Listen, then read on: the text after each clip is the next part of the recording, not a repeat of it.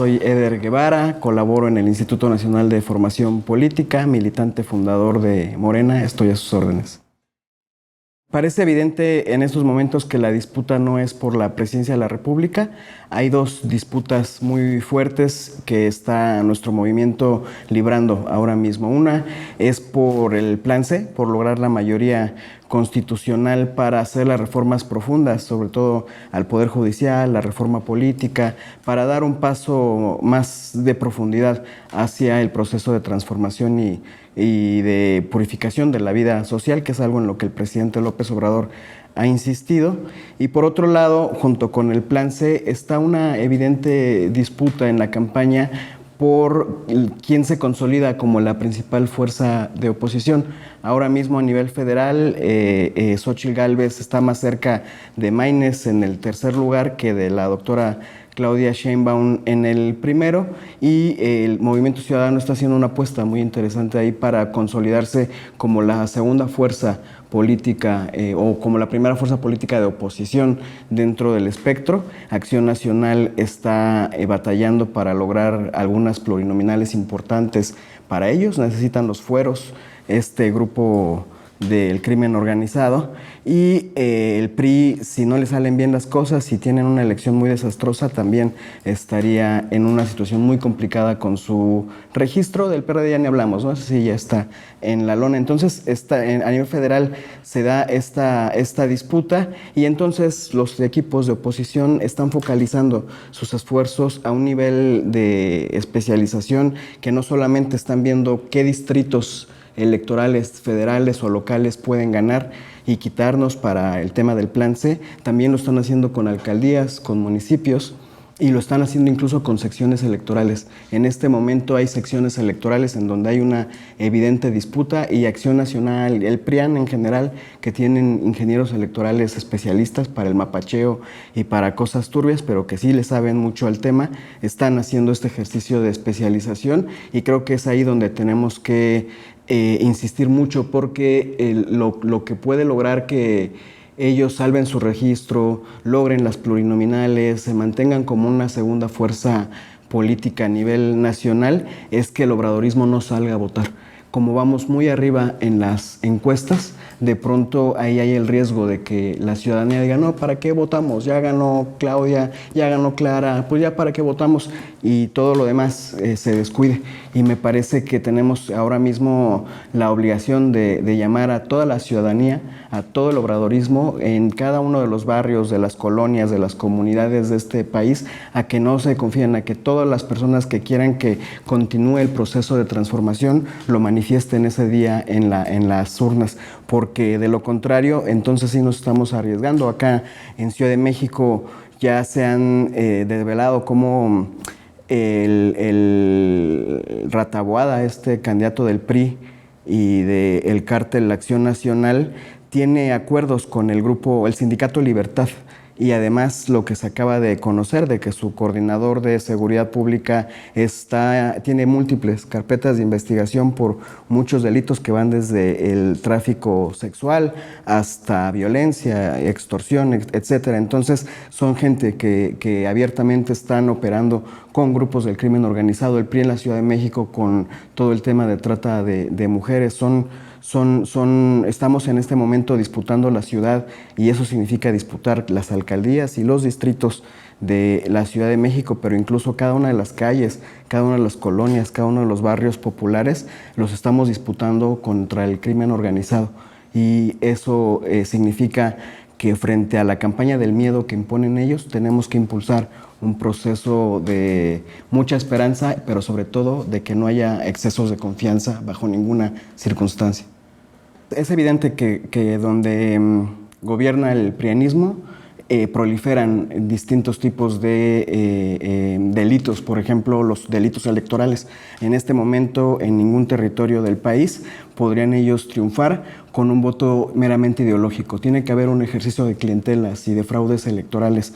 También es evidente cuando llegan a gobernar ellos que comienzan todo el tema de las moches, la corrupción, empieza a descomponerse el Estado y eso se traduce también en la descomposición en los tejidos comunitarios. Yo le decía la otra vez a Fisgón que me llama mucho la atención que la academia liberal, esta medio fifí, elaboró un concepto que a mí me parece muy adecuado, que es el de red o redes de macrocriminalidad, que básicamente son estos grupos que desde el poder, desde el poder político, desde el poder económico, desde el poder judicial, operan distintos tipos de delitos y son en realidad quienes colaboran, son aliados muy cercanos de grupos delincuenciales. Ya lo vimos con Genaro García Luna, ahora mismo detenido, estamos viéndolo con este jefe gorila de Rataguada, ¿no?, en la Ciudad de México. Acción Nacional es una red de macrocriminalidad y lo que me llama la atención es que esa academia aburguesada que fue la que estableció este concepto, ahora mismo que ya está toda la evidencia a todas luces, ya no lo retomaron.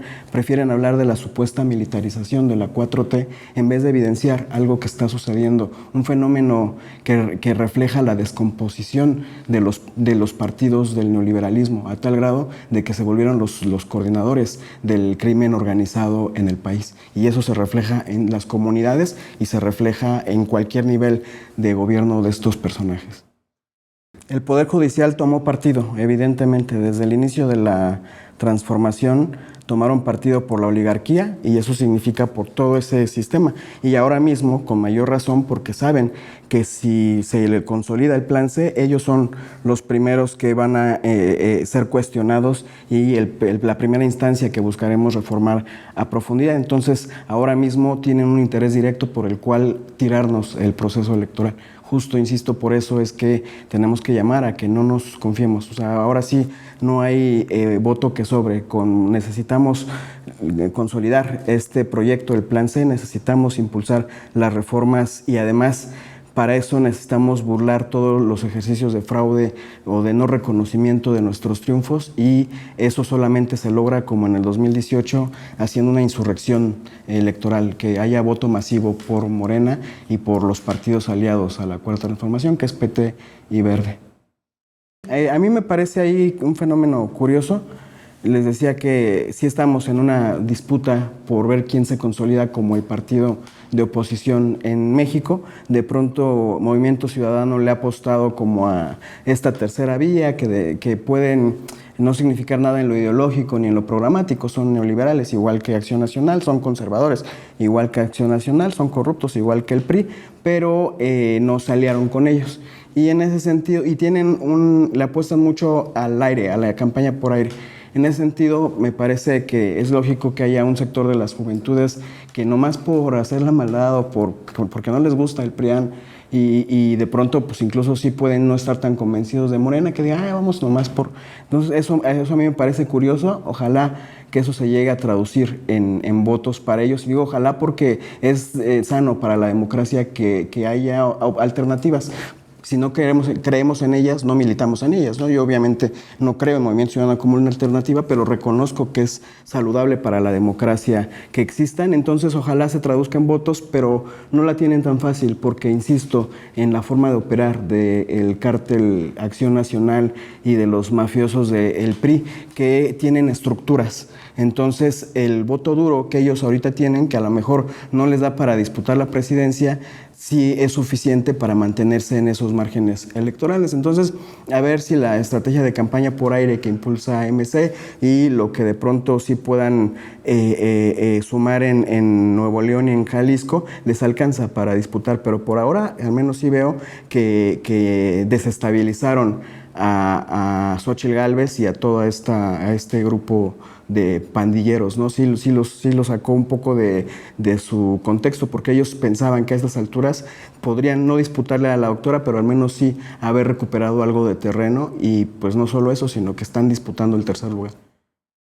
En varias ocasiones en este espacio hemos platicado sobre los retos que implican, los vacíos que deja AMLO como un dirigente todoterreno, ¿no? Que va desde la elaboración de política pública con un nivel de eficacia que hoy tiene a México en la antesala del ser la 10ª economía del mundo, ¿no? Y con estabilidad social y democrática, pero también como un gran comunicador social que conecta con el pueblo, que además es un gran educador popular, tiene un montón de elementos hasta organizativos partidarios, es lo que se conocía en los años 60 como con el concepto del hombre partido, ¿no? Él podría representar eso, y de ahí pues el resto no tenemos esas cualidades. Yo creo que la doctora cubrirá a la perfección todo lo que corresponde a la política pública, a profundizar desde una visión humanista, pero incluso con perspectiva de género, la política social y económica de la Cuarta Transformación Nacional, pero el movimiento tendrá la responsabilidad de cubrir otros huecos como lo de la comunicación permanente. En esta campaña hemos visto cómo los pandilleros del PRIAN, en su campaña sucia, pero sucia en serio, como diría Castañeda, han implementado una serie de narrativas donde lo vinculan a él y a la doctora con el crimen organizado. Mira, los patos tirándole a las escopetas, y en realidad el movimiento no hubiera tenido la capacidad de responder eso, y esta tiene que ser una autocrítica muy sensata. Nuestro movimiento no tuvo la capacidad de responder a esa campaña sucia hasta que no llegó Andrés Manuel a la mañanera a defender. Ahí tenemos un reto evidente, porque él ya no va a estar para resolver este tipo de disputas mediáticas y de narrativa, y le corresponde a todo el movimiento entrarle a ese terreno, y lo tenemos que hacer con más eficacia, además considerando, insisto, en el ejercicio de autocrítica desde el instituto, desde las instancias del movimiento, pues que la izquierda jamás había tenido tantos espacios para comunicar, para hacer pedagogía, para dialogar con la población como lo tenemos ahora, ¿no? Entonces creo que ahí tenemos que pensar cómo le vamos a entrar a cubrir ese huecote que deja el presidente López Obrador. Los resultados de los primeros 6 años de la Cuarta Transformación todavía no los vemos, no los dimensionamos.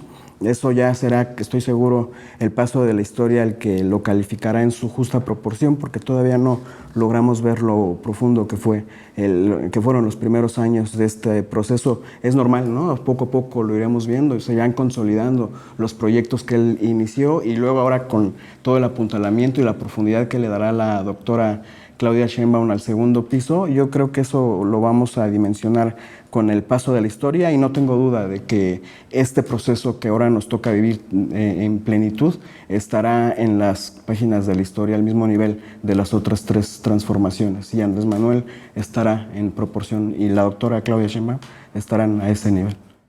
La Cuarta Transformación se da en un contexto en el que el mundo está implosionando. Hay un montón de conflictos sociales, las políticas y los países progresistas no logran tener estabilidad después de la pandemia, la crisis financiera que eso contrajo. Los neoliberales están en una crisis tremenda. Europa en estos momentos no sabe cómo reaccionar a la recesión, a su escasa productividad, a los diversos problemas por la tasa demográfica, que cada vez son personas más viejas y ya no les da los recursos para abastecer el sistema de bienestar. Europa está en estos momentos en una crisis severa, y en ese contexto México tiene mucha estabilidad, tiene proyecto de largo aliento, y se está construyendo en medio de toda esta crisis global. La Cuarta Transformación Nacional está construyendo una política post-neoliberal, lo cual hasta ahora no se había visto en los logros, o como parte de los logros de los gobiernos progresistas, ¿no? En realidad los gobiernos progresistas de América Latina hasta ahora habían llegado a combatir la pobreza con mucha eficacia, a lograr estabilidad macroeconómica y social en sus países, y a defenderse de los ataques del imperio, ¿no? Y de las oligarquías locales, a veces con más éxito que en otras ocasiones, pero no se ha establecido hasta ahora una alternativa al neoliberalismo como lo está haciendo la Cuarta Transformación. En lo que decías de que todavía no se dimensiona por completo lo que representa Andrés Manuel López Obrador, yo creo que ahí hay una pista de lo que puede representar no solo para México, sino para el mundo en este momento. Es bien peculiar que el nivel de politización del pueblo mexicano nos ha llevado a lo largo de nuestra historia a identificar los momentos en los que podemos impulsar transformaciones profundas, que son cuando hay crisis globales, y ahí siempre tratamos de impulsar una agenda social colectiva, ¿no? En todas las tres transformaciones previas estaban en la antesala de la reorganización de los imperios para la reorganización económica del sistema económico, o abiertamente en la antesala de las guerras mundiales. Ahora mismo estamos en un momento de crisis muy peculiar, no sé si termine o si se traduzca en una guerra mundial, pero lo que está sucediendo de los conflictos en Medio Oriente, en los límites de Rusia, el reposicionamiento de Asia con el ejercicio de los BRICS, cómo cada vez están ganando más credibilidad, África posicionándose cada vez más en contra del imperio francés y sacándolo de sus territorios. Hay toda una condición, hay el caldo de cultivo a nivel global para que el conflicto se desborde, pero además, y la principal razón por la cual no se debería desbordar es porque ya tenemos un conflicto humanitario tremendo, que es el del medio ambiente. Nos insisten mucho en que hay que descarbonizar la producción energética de México, pero no nos hablan de todo lo que contamina la guerra y la industria militar del mundo, pero específicamente, por ejemplo, la de Estados Unidos. ¿Cuánto se contamina cada que avientan una bomba al pueblo palestino? ¿Cuánto de afectaciones tiene al planeta las exploraciones que Rusia y Estados Unidos están haciendo en Groenlandia, reventando los glaciares por la cantidad de recursos? Ya ayer Rusia dio a conocer que en Groenlandia está el yacimiento más grande de petróleo de todo el planeta. Entonces van a empezar, que ahí está prohibido hacer exploración más que científica. Bueno, pues los imperios están disputando ese tema. Entonces ahora resulta que hasta el calentamiento global es un gran negocio, porque mientras más rápido se derritan los glaciares, más rápido podrán explotar esos recursos. Tenemos un montón de conflictos humanitarios que ponen en crisis la civilización, y en medio de eso emerge la esperanza de la Cuarta Transformación Nacional, que además de muchas otras cosas ha hecho más por el medio ambiente de lo que ningún otro gobierno en la historia de este país. Hola, soy Eder Guevara, colaboro en el Instituto Nacional de Formación Política de Morena. Estoy con mucho gusto aquí en la 4TV. Te invito a que te suscribas, a que sintonices los contenidos del canal y sobre todo a que salgamos a votar, salgamos a promover el voto con mucha esperanza, con mucha alegría, pero sin caer en los excesos de confianza, porque ya vimos que el cártel Acción Nacional y los mafiosos del PRI están desesperados por disputar algunos territorios, y tenemos un riesgo ahí. Hay que llamar a la población a que no se confíe este 2 de junio.